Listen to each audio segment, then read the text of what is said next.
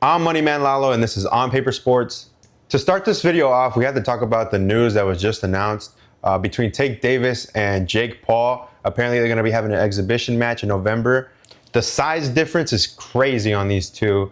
If you don't know, Jake Paul fights at cruiserweight, which I believe is 200 plus, and then Tank Davis fights at lightweight, which would be 135, the limit.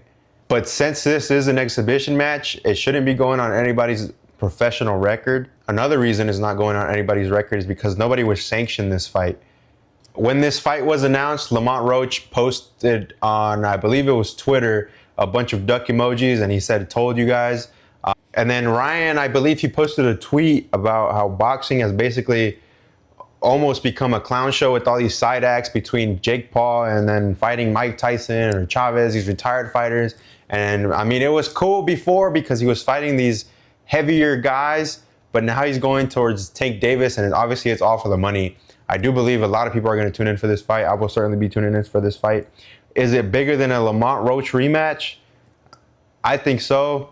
And I don't blame Tank Davis for taking this big money fight, you know. He had his charges dropped back in July, so I would expect him to want to come into a fight and just kind of do it for the money, you know, get a little paycheck, and then figure out whatever he needs to figure out. And if he wants to come back to the sport and actually challenge himself versus, I don't know, maybe a Lamont Roach rematch or anybody else in the top 10 to get some traction going when this fight would be announced, he would have a little bit, you know, like, oh, from retirement to now fighting Jake Paul, avoiding Lamont, this, and that. We'll see what happens, but for now, it's booked for November, Jake Paul versus Tank Davis. All things considered, I mean, Tank Davis can do whatever he wants. This is a little sliver, I guess, into his mindset of go for the money and not necessarily challenge yourself.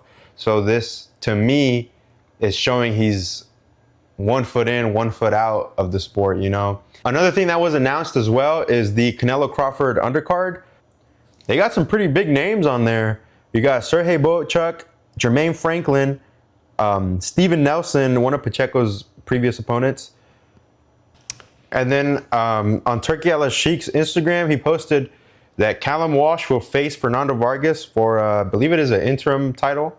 And then Christian Mbili versus Lester Martinez. And Billy knocked out, man, I can't remember his name. Sulecki. And Billy knocked out Sulecki, a fighter who Pacheco also knocked out, but he did it in the later rounds and with a body shot. And Billy came in and just first round, boom. It wasn't even like 2 minutes in. I think it was a minute and a half, and he was able to get him out. And Billy was supposed to be someone that Pacheco would fight, and obviously Pacheco went the other way and fought Trevor McCumbee, and then that fight was a 12-round fight. And in Billy, I'm pretty sure he's in talks with Turkey. I mean, don't quote me on this, but it seems this way. Why else would they put him on the undercard? And Billy versus Canelo. I mean, and Billy's undefeated right now. He's been asking for a shot at the titles.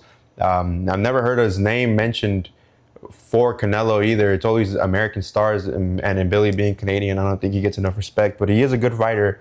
I would love to see him versus Pacheco or anybody else in the top 5. I don't think Mbili is quite ready for Canelo. And the month of August has been kind of dry for boxing, man. It's all been European boxing with the English and early fight cards. This Saturday, we have the return of Sky Nicholson. I believe it'll be on DAZN. And then we have a few up-and-comers, I guess you could call them, on DAZN. I think there's 2 or 3 cards. 2 in the UK and then 1 here in Orlando, Florida, promoted by Golden Boy.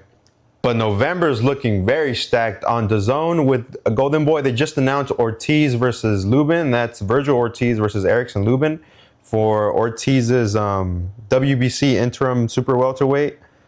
That's going to be a good fight. I still have Ortiz, obviously.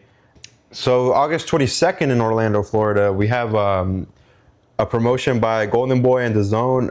It looks like their main event is going to be Yoelvis Gomez versus Edwin Humane Jr. There's no title fights on this card. It's all under 12 rounds. I mean, there's still going to be good fights, you know, up-and-comers and stuff, people trying to make their name. So not bad, but in Brisbane, Australia, on DAZN, August 23rd, so Saturday, We have the return of Skye Nicholson coming off her loss to, oh, I forgot the American's name, but the American took Skye Nicholson's belt. She's fighting versus Urvashi Singh for 12 rounds in the women's junior featherweight. And then the main event for that card is going to be Jake Wiley versus Yusuf Dib on 10 rounds for the lightweights. August 23rd in Orlando, Florida. Still on DAZN, we have Yanquiel Rivera Figueroa versus Angelino Cordova for 12 rounds in the flyweights. In this card, they have a pretty big name in Jermaine Ortiz versus Ambiorix Bautista for 10 rounds in the junior welterweights. Jermaine was someone who lost to Teofimo. Basically, that fight, he just ran around the whole ring. It was a very boring fight. I still remember that one because it was the showman Ortiz. I mean, that shit put me to sleep, to be honest. But it looks like he's on the prelims. But the month of August has been kind of boring for fights. July had a big PBC card with Manny Pacquiao and Mario Barrios. They had a bunch of fighters on there with Pitbull and Fundora. All we can really do is just wait till September if you want those big action fights. If you're a real boxing fan, though, you have to tune in. Canelo's fight on Saturday here in the States. Canelo's fight on Saturday, September 13th. And then early morning, if you're in the West Coast, with Naoya Inoue fighting in Nagoya, Japan. The next day, basically, September 14th, Naoya Inoue versus Murodjon Akhmadaliev for Inoue's Undisputed Junior Featherweight Championship. Yeah, I'll most likely be staying up for that one. I have to give my final predictions on that fight and then on the undercard for that one as well. Closer to fight night. So to wrap this up, the month of August has been kind of boring. Not too many fights going on. We kind of got to wait for September. Let me know what you guys think on that Jake Paul versus Tank Davis fight. I know he hinted at it before, but I really never thought it would come true. I thought he was just talking out of his ass. I really thought Jake Paul versus Anthony Joshua was going to happen next. And then Andre Ward's calling Anthony Joshua out. So if Jake Paul versus Joshua didn't happen, maybe we'll get Ward versus Joshua. Who knows? And let me know if you guys want to see either of those. What do you think about Lamont Roach and Ryan's comments? We're getting pretty close to the end of the year here. We're in the 8th month of the year, August. It might be too early to talk about fight of the year, but I'm putting in my vote right now as it was Benavidez versus Morrell. I think that was the fight of the year. Hopefully, Crawford versus Canelo can top that, because the high hopes we had and all this selling that they were doing for Garcia versus Romero, and then to have it be a boring fight except for maybe 3-4 rounds. I mean, it was a huge upset. Don't get me wrong on that. The casinos and the sports books had it wrong, obviously. Rollies came out with a win, so the underdog took a dub on that one. Hopefully it doesn't go that way with Canelo Crawford. Right now, it's pretty 50-50.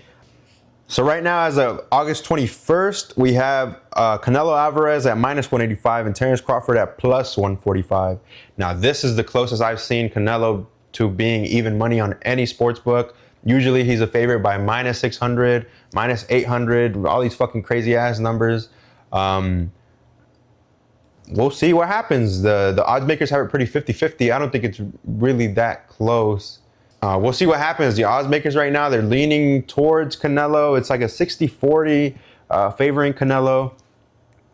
It's still not bad to put some money on Crawford. But now, as we saw with the Lamont Roach and Tank Davis fight, it was a draw. And then we saw Mario Barrios versus Manny Pacquiao. It was a draw. Can this fight be a draw? It wouldn't be the first time a big fight ends in a draw for Canelo. We saw it with the first fight with Triple G. At +1600, I think you got to put a quick 50 or something in there. I don't know, man. Whatever you're willing to risk. If Canelo doesn't win, I think a draw is more likely to happen than Crawford winning. Because at a +1600, I mean, it's going to be a mega fight, If any of you out there believe the sportsbooks rig fights and stuff, let me know. I personally think sometimes, yeah, people can rig the fights. I mean, tweak them a little bit, lose rounds here and there. I know there's some serious gamblers out there who, when it comes to football season, it's, I could have won with the over, the under, by half a point, by a touchdown, by a field goal, by this, by that. I mean, I know how the bettors get. I'm one of them. I honestly would not be surprised if this fight ended in a draw, given that the odds are like 60-40, basically close to 50-50. And I'll talk to you guys in the next one.